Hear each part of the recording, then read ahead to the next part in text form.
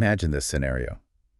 The front door is bolted shut, all the windows are locked, the lights are on inside, house is quiet. But someone who should be there is just gone. Yeah, it's that kind of thing that really gets under your skin, that idea that you're completely safe, locked in, and then you're not. It shatters that whole feeling. It really does. And that paradox is exactly what makes the cases we're looking into today so deeply unsettling.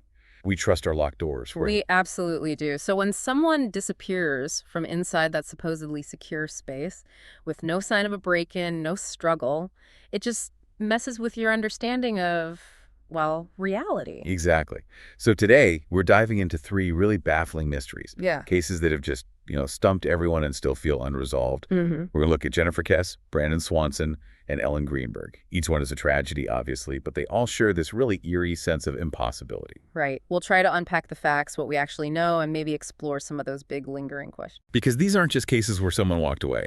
There's usually no sign of disturbance, no clear reason how they could have left. It's like they were just erased from their own secure world. It's incredibly strange. Okay, let's start with Jennifer Kess. She was 24, living in Orlando, Florida, had a good job, just got a new condo she was really proud of. And she'd just come back from a vacation with her boyfriend too, right? Everything seemed normal, stable. Totally normal. And that picture of normalcy just before January 24th, 2006 makes what happened next even more jarring. Yeah, it really highlights the suddenness, the shock of it all. No warnings, nothing to suggest she just vanished. So that morning, Tuesday morning, she was supposed to go to work, never showed up. Calls went straight to voicemail. Straight to voicemail, didn't call her boss, nothing.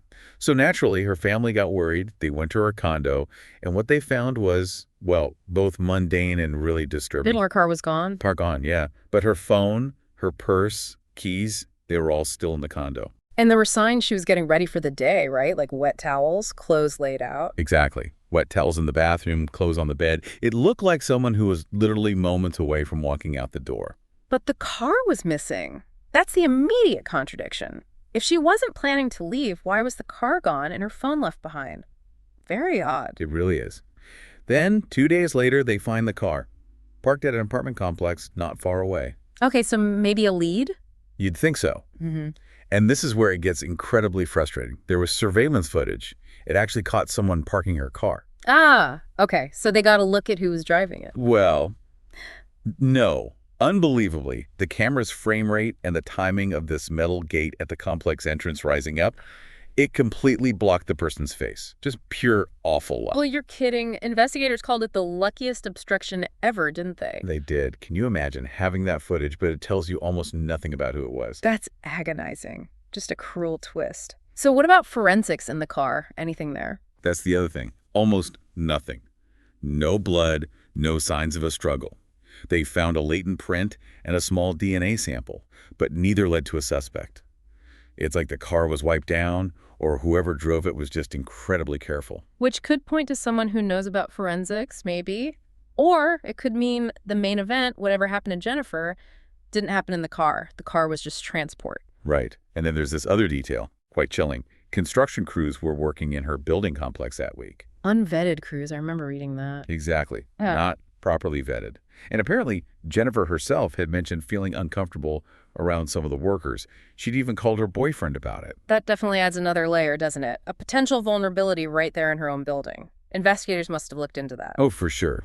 But nothing conclusive came of it. The main police theory, the one they leaned towards, was an abduction.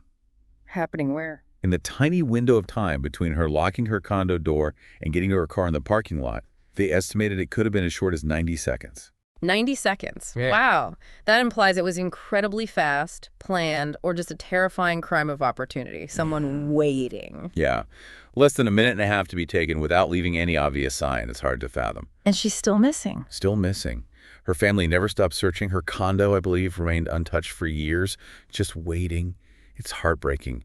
The questions just hang there. Jennifer's case really sticks with you. That feeling of the ordinary is suddenly becoming the site of something awful and unexplained. Okay, let's shift gears now to another really strange one. Brandon Swanson. This starts out sounding almost routine, but it takes such a bizarre turn. Right, May 14th, 2008. He was 19, driving home late after celebrating the end of the college semester with friends. Pretty typical stuff. Exactly. Driving through rural Minnesota. Then, around 1:40 in the morning, he calls his parents, says he's driven his car into a ditch. Okay, so a minor accident. Annoying, but not necessarily alarming yet. He's called for help. Right. And he didn't sound panicked on the phone, apparently. Just, stuck. Yeah. Needed his parents to come pick him up. And they stayed on the phone with him. For 47 minutes. Trying to figure out where he was. He was giving them landmarks. They were flashing their lights, trying to see each other across the fields. But they couldn't pinpoint him. 47 minutes is a long time. It suggests he felt relatively safe, just trying to sort out getting picked up. Exactly. It seemed like just an inconvenience until suddenly he just yells, "Oh," and then line goes dead. Just, oh, and then nothing. Silence. His parents tried calling back immediately, over and over. The phone just rang and rang for hours. No answer. Wow. That is chilling. That single word.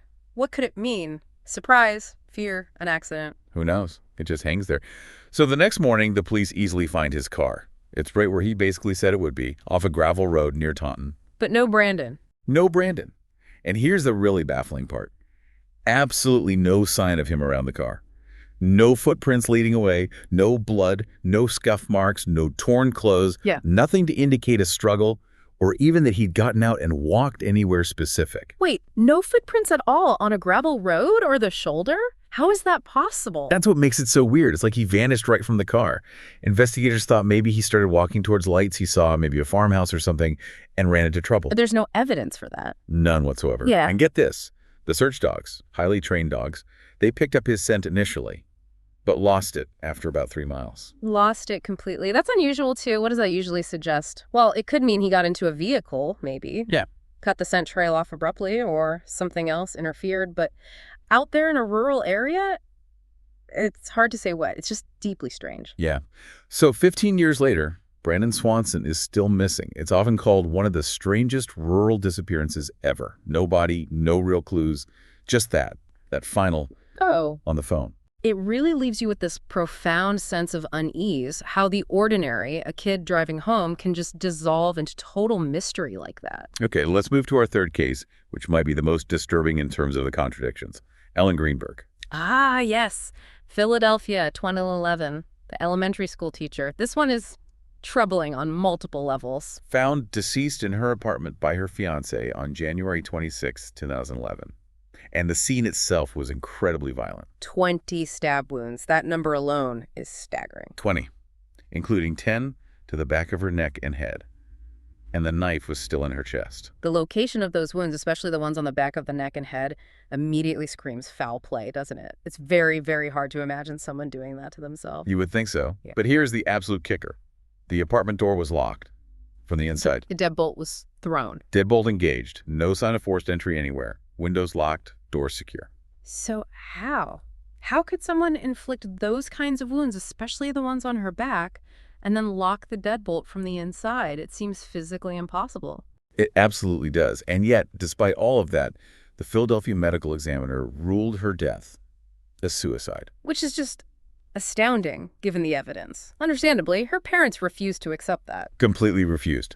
They hired their own independent forensic experts to review everything. And what did the independent experts find? Their findings painted a completely different picture. They found some wounds looked like they were inflicted after she was already dead. Blood pooling patterns inconsistent with the suicide theory. Crucially, no defensive wounds on Ellen, nothing to suggest she fought back. No defensive wounds, despite 20 stab wounds. That's highly significant. And maybe the most damning thing, no fingerprints on the knife handle. Not at all. Not even Ellen's. Not even her prints on the knife found in her chest. That alone seems to rule out suicide, doesn't it? How do you stab yourself 20 times without leaving a print on the handle? Exactly. These independent findings just shred the suicide ruling. They strongly suggest someone else was involved. Then weren't there leaked emails later on, suggesting even the investigators weren't all convinced? That's right. Emails came out suggesting there was disagreement, internal debate among detectives and city officials about the cause of death right from the start. Which implies that maybe the official ruling wasn't based purely on the evidence, or that there were doubts even then that got pushed aside. It certainly raises questions. So where does it stand now? Officially, Ellen Greenberg's death is still classified as a suicide. Still, after all that. Still. But her family hasn't given up. They have an ongoing lawsuit trying to force the authorities to change the cause of death and investigate it as a homicide. And that central question just hangs there. How was that door locked? Ellen's case is just deeply disturbing. The clash between the physical evidence and the official conclusion is stark. It feels like a profound injustice. So wrapping up these three cases, Yeah. Jennifer Kess vanishing from her normal routine, Brandon Swanson disappearing after that strange phone call, Ellen Greenberg found dead behind a door locked from the inside. They're all different, yeah, but that core element is the same. The inexplicable nature of it all. People gone or dead in places that should have been safe, in ways that just don't make logical sense. Right, that lack of a clear narrative, that's what's so chilling and makes these cases stick with you.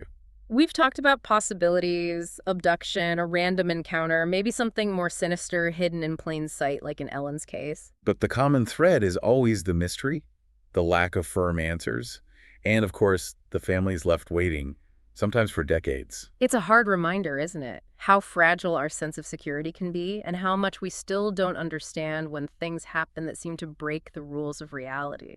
It really makes you think. As you reflect on these stories, what details stand out most to you? What questions keep nagging at you? Why do these kinds of cases, these locked room mysteries, continue to fascinate and horrify us so much? Maybe it's that confrontation with the possibility of the truly impossible happening. That's perhaps the most unsettling thought of all.